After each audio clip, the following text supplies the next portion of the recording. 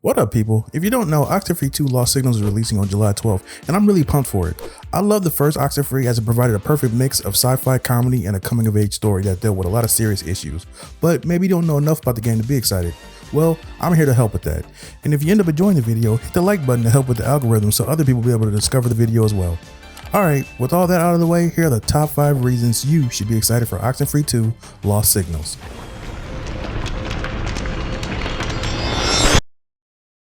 The first reason to be excited is that OXENFREE II will be available to play on Netflix as long as you have a subscription.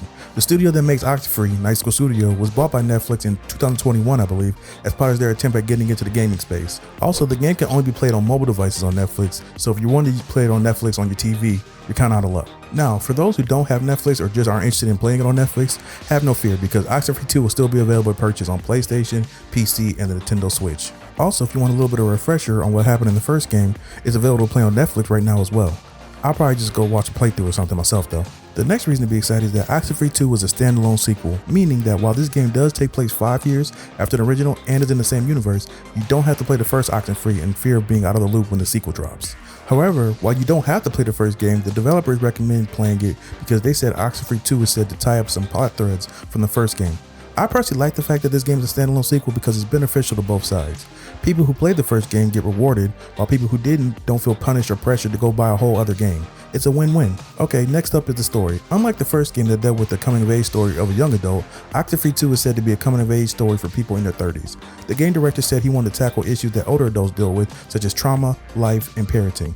For example, Riley, who you're playing as, was raised by a single father who she has resentment towards and will be dealing with it throughout the game. Jacob, Riley's high school friend and your main companion, is also dealing with his own troubles. He was born in Kamina and never left and is trying to figure out his purpose in life.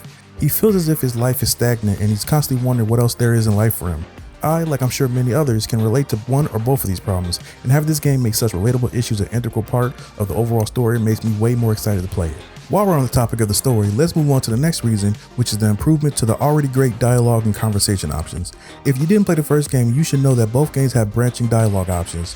This means that based on the responses you pick, those responses will change the ways in which you interact and grow your relationship with the other characters. Those options will also affect the ending, as this game, just like the first one, will have multiple endings. I know some people don't like games with multiple endings because they want just a one single canon ending, but I personally love them. Having more than one ending makes me feel like my choices really mattered, and I'm essentially getting an ending tailor-made to my preferences and perspective. The makers of OXENFREE II really wanted to emphasize how one of their biggest goals with this game was to have people speak like normal humans do in real life. For example, if you choose not to speak when dialogue choices appear, then the other character will react and respond to you not talking as opposed to not addressing it at all. I know it sounds trivial, but a lot of choice-based games that I played in the past didn't do this, so I appreciate it. The walkie-talkie tool was also mentioned a lot in interviews. Most of the game will be spent with just you and Jacob, so to add more conversations to the game, the walkie-talkie will give you more people to talk to than just Jacob. They said this tool will provide a branching story in and of itself, which sounds pretty cool. Based off everything I heard, who, what, why, and when you talk to people seem to be of major importance, and in a game that is 99% talking, that's really good to hear. The last thing I want to touch on is the main antagonists of the game, which are known as the Parentage. The Parentage is a religious cult that wear masks with lunar symbols, and while they've been around for many generations, there are very few of them left now. One of their main goals is to harness the power of the portals and to use radio technology to communicate with the other side. The Parentage believe what they're doing is for the better good, so it'll be interesting to see how them and Riley collide throughout the story. Oh, also fun fact, the developers added additional radio signals in the first OXENFREE that could have Alex hear the Parentage talking, so that might be even more reason to play or replay the first game before July 12th. The first game didn't really have any villains, which honestly I really didn't mind, but this sequel having a clear bad guy or bad guys will be interesting and will probably provide a more focused and impactful story that I can't wait to play through.